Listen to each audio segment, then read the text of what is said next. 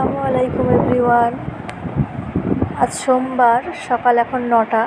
একটু ছাদে এসেছিলাম, এসে দেখছি ফুলগুলো ফুটে গেছে। প্রচণ্ড বড় একটা সুন্দর ফুল হয়েছে পিঙ্ক কালারের। ফুলটার নাম আমি সঠিক জানি না, অনেকগুলো ফুলই হয়েছে, তার মধ্যে এই ফুলটা দারুণ দেখতে। এখানে গাঁদা ফুল হয়েছে, গাঁদা ফুলের অনেকটা 3-4 রকম বসানো হয়েছিল। কালারগুলো হয়তো ফোনে একটু বোঝা যাচ্ছে না, সবগুলোই হলুদ কালার দেখাচ্ছে, কিন্তু একটু কালারের ভাগ আছে। একটা সুন্দর গোলাপি কালারের ছোট্ট ছোট্ট কুচি কুচি ফুল হয়েছে। এই দিকেও কিছু গাছ বসানো আছে সবজির, এখানে আছে বাঁধাকপি, আছে পেঁয়াজ গাছ বসানো আছে, এখানে আছে টমেটো গাছ। টমেটো ধরেছে, দেখতেই পাচ্ছ তোমরা। তো ছাদে এসেছিলাম কিছুক্ষণের জন্য, এসে মনটা ভরে গেল দেখে। তো আলাদা করে একদিন ছাদে এসে সবজির বাগানটা দেখাবো। আজকে অল্প একটুখানি দেখিয়ে আমি চলে যাচ্ছি, কারণ আজকে একটা স্পেশাল কিছু রান্না করছি। আজকে একটু রান্না করব মটরের ঘুগনি, তো সেটার রেসিপি তোমাদেরকে দেখাবো। তো ফুলগুলো দেখতে খুব সুন্দর লাগছে, চলো যাওয়া যাক। তো এখানে মটর ভিজিয়ে রাখা হয়েছিল, আমি প্রেসার কুকারে দিয়ে এটা সিদ্ধ করে নেব, তারপরে রান্না শুরু করব। মটরটা আজকে মাংস দিয়েই রান্না হবে। এখানে মাংস কুচি করা আছে, পেঁয়াজ ঝাল, আদা রসুন বাটা আছে, আর আলু বাছা আছে। তো ওইদিকে যে মটরটা সিদ্ধ হোক, এইদিকে আমরা মাংসটা কিছুটা কষে নেব। প্রথমে পেঁয়াজ আর লঙ্কা দিয়ে দিচ্ছি। যেহেতু মটরটা অনেকটাই, তো আজকে ফার্স্ট টাইম রান্না করছি, জানি না সবাই খেতে পারবে কি না।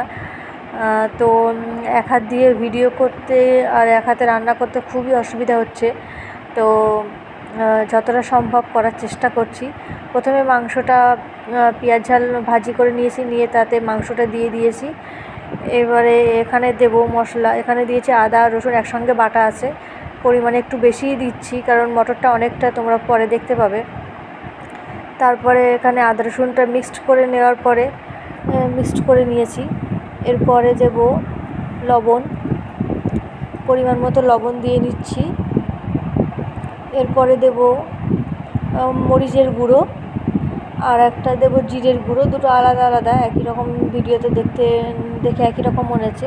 একটা জিরের গুঁড়ো, একটা মরিচের গুঁড়ো দিয়েছি। তারপরে দিয়েছি একটু হলুদ, পরিমাণ মতো হলুদ দিয়ে দিচ্ছি। তোমরা যতটা রান্না করবে সেই অনুযায়ী তোমরা মশলা দেবে। এখানে দিয়েছি একটু যে গুঁড়ো লঙ্কা, যেহেতু কাঁচা লঙ্কা দিয়েছি কিছুটা, সেই জন্য কালারের জন্য কিছুটা গুঁড়ো লঙ্কাও দিয়েছি। তোমরা যদি গুঁড়ো লঙ্কা খেতে চাও অবশ্যই তোমরা গুঁড়ো লঙ্কা দেবে। তারপরে দিয়ে দিলাম একটু মিট মশলা, যেহেতু মাংস রান্না হচ্ছে। তারপরে একটু পানি দিয়ে এটাকে কষতে দিচ্ছি। এটা প্রায় কষা হয়ে গেছে। এবারে এখানে দিয়ে দিচ্ছি আলু। ঘুগনিতে আলু না দিলে টেস্ট ভালো লাগে না খেতে। তো এখানে মাংস আর আলুটা কষতে দিয়ে দিচ্ছি।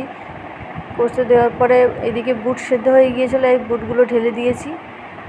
এবারে পুরোটাই মিক্সড করে দিচ্ছি।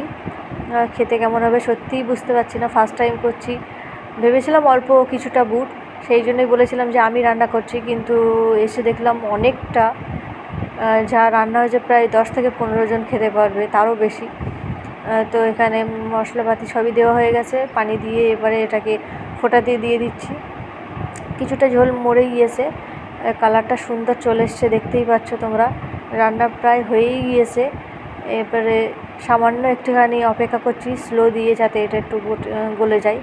তো শেষে ফাইনালি হয়ে গেছে, নিয়ে চলে এসেছি। তো শসা কুচি, পেঁয়াজ কুচি দিয়েছি, তার উপরে দিয়ে দিচ্ছি কিছুটা চানাচুর ঝুরি ভাজা। তো এবারে খাওয়ার সময় এসে গেছে, দেখছি খেয়ে কেমন লাগে। খেতে খুব সুন্দরই হয়েছি, খুব একটা খারাপ হয়নি। তো ভিডিওটা ভালো লাগলে লাইক, কমেন্ট অ্যান্ড সাবস্ক্রাইব করে দেবেন।